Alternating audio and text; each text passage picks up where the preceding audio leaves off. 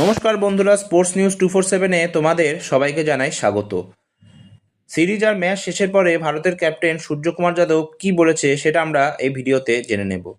তো সূর্যকুমার যাদব এটাই বলেছে যে সিরিজের শুরু থেকেই আমরা একটা নির্দিষ্ট ধাঁচের ক্রিকেট খেলতে চেয়েছিলাম, আর ঠিক সেটাই করেছি। আলাদা কিছু করার চেষ্টা করিনি, সব বিভাগেই নিজেদের মতো করে খেলতে চেয়েছিলাম, আর তার ফলাফল সবার চোখের সামনেই রয়েছে।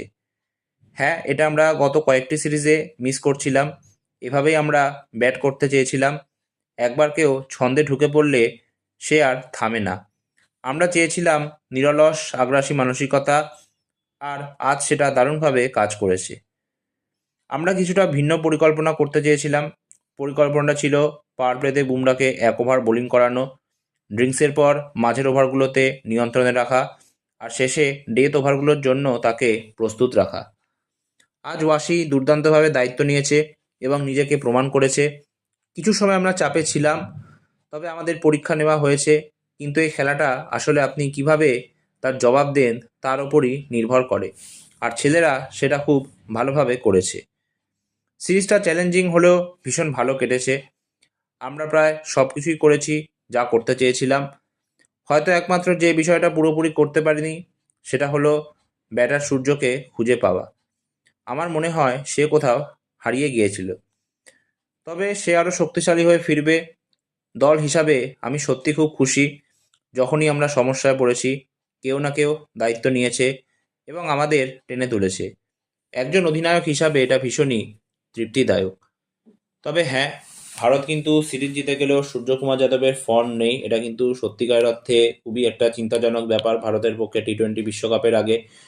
কারণ ভারতকে যে টি-20 বিশ্বকাপে জিততে হয়, সূর্যকুমার যাদবকে কিন্তু ফর্মে ফিরতে হবে। কারণ যদি কোনো ম্যাচে এমন হয় যে আমরা প্রথম 2 কি 3 ওভারের মধ্যেই 2 উইকেট হারিয়ে ফেললাম, তখন কিন্তু সেই পুরনো সূর্যকে আমরা দেখতে চাই। এটা কিন্তু একদম 100% সত্যি কথা। এই সূর্যকুমার যাদব 2022 সালে 46 অ্যাভারেজে 187 রান করেছিল এবং 1000+ রানও কিন্তু করেছিল, সেটা আমরা সবাই জানি। তাছাড়া 2023 সালে 48 অ্যাভারেজে 155 স্ট্রাইক রেটে সূর্যকুমার যাদব কিন্তু রান বানিয়েছিল। কিন্তু সেই সূর্যকুমার যাদবকে কিন্তু আমরা একদমই দেখতে পাচ্ছি না।